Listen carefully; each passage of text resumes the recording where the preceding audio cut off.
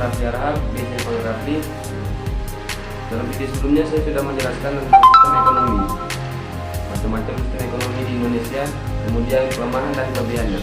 Pada video kali ini saya ingin menjelaskan tentang hubungan pasar, permintaan, dan penawaran. Berikut adalah penjelasannya. Hubungan pasar, permintaan, dan penawaran. Permintaan dan penawaran merupakan salah satu ilmu ekonomi pasar paling mendasar.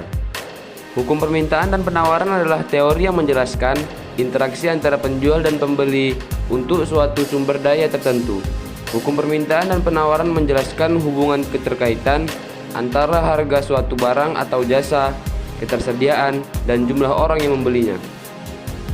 Baik permintaan maupun penawaran bersifat saling berkebalikan yang nantinya akan berpengaruh pada harga barang atau jasa yang dijual. Kondisi itu digambarkan sebagai kurva permintaan dan penawaran. Permintaan adalah istilah untuk sejumlah barang dan jasa yang diinginkan untuk dibeli pada tingkat harga dan waktu tertentu sesuai dengan pasar. Hukum permintaan yakni ketika suatu harga barang atau jasa turun, maka jumlah permintaan akan naik. Sebaliknya, saat harga barang yang diminta naik, maka permintaan akan turun. Faktor-faktor yang mempengaruhi permintaan pertama yakni selera konsumen.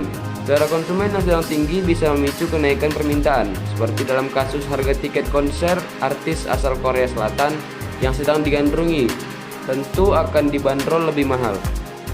Faktor lain yakni harga barang substitusi atau pengganti. Contohnya ketika harga kopi tengah mahal, orang akan mulai mengalihkan belanjanya pada teh karena harganya lebih murah. Beberapa faktor yang mempengaruhi permintaan antara lain jumlah produk, jumlah penduduk, besar kecilnya pendapatan masyarakat, intensitas kebutuhan, dan harga barang atau jasa itu sendiri.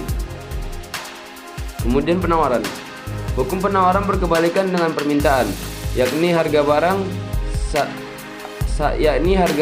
yakni saat harga barang meningkat akan mendorong meningkatnya penawaran suatu barang atau jasa. Jika suatu barang atau jasa harganya meningkat, maka produksi akan memasok barang lebih banyak.